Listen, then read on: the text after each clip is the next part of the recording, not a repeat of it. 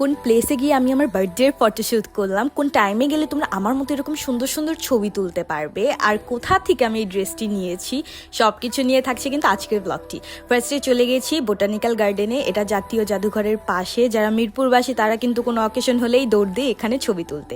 30 টাকা দিয়ে কিন্তু টিকিটটা কেটে নিয়েছি। ভিতরে ঢুকেই এত সুন্দর সুন্দর লোকেশন, আর আমি আমার একটু গার্ডেন টাইপের থিম লাগতো তাই আমি এখানে গিয়েছি। অ্যান্ড টাইমিংটা একদম এক্স্যাক্টলি 3টা বাজে, মানে 3টার দিকে তোমার গার্ডেনের ভিতরে থাকতে হবে, কারণ মাথার উপরে সূর্যটা যখন একটু নিচের দিকে নেমে আসবে তখনই কিন্তু তুমি এরকম টাইপের একটা সানলাইট পাবা, অ্যান্ড তোমার ছবিগুলো আরও বেশি মনে হবে কি যে সুন্দর হইতেছে, যেটা আমার কাছে ফিল হয় পার্সোনালি।